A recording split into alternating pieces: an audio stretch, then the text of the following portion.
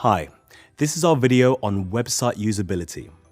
That's digital speak for making it easy for visitors to find what they're looking for and accomplish what they want. We'll go over the best ways to improve usability, from providing a simple and clear navigation to the importance of consistent layout. We'll also explain how your writing can make your site more effective. Right, let's get stuck in. First, let's look at navigation, the stuff that guides visitors around your site. Good navigation means arranging your site in a way that makes sense for your visitors. Let's say you have a physical shop, like a bakery. You need to think about how your goods are grouped there. Big items, like cakes and pies, might be in one area, whilst individual treats, like croissants and cupcakes, might be in another. On your site, you can organize things in the same way, and have the main menu navigation tell visitors what they'll find in each section. It's like signs on your shop. In spite of all of this, your site might not make perfect sense to everyone. That's why including a search box might be a good idea, especially if your site has lots of pages or products. Put the search box in the same place on every page of your site so it's easy to find, and visitors who are in a rush will always be able to find it, whatever they're looking for.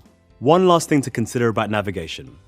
When people visit any site across the web, they expect things to work a certain way. Say you're browsing a site and you want to get back to the homepage. What do? You click on the logo, right? This is something visitors will expect, and it's common to nearly every website. So make sure your logo is clearly displayed on every page, and that a click on it will take them home. Right, that's navigation sorted. Now let's talk about the style and the way your site looks and feels. Everyone has their own taste, but there are some general guidelines to follow. First, consider your page layout. It should be consistent across your site, with similar fonts, images, and other design elements.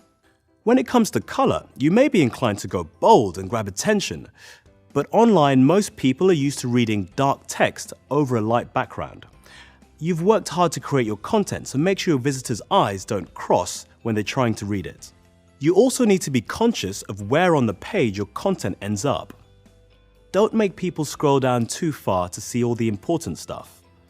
Use headers and bullet lists to help them quickly scan the pages to decide if it's worth their time to stay. Write for your audience. Are they a highly technical bunch? If so, then jargon is a-okay. Otherwise, write for the everyman. Another tip: encourage visitors to take an action when visiting your site. This is called, can you guess it? A call to action, and it can help them understand what to do next. If, for example, you want them to pick up the telephone, tell them to call now.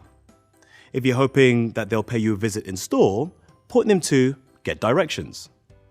Or nudge them to make a purchase with a buy now. When you're creating a website, you need to make it easy to use.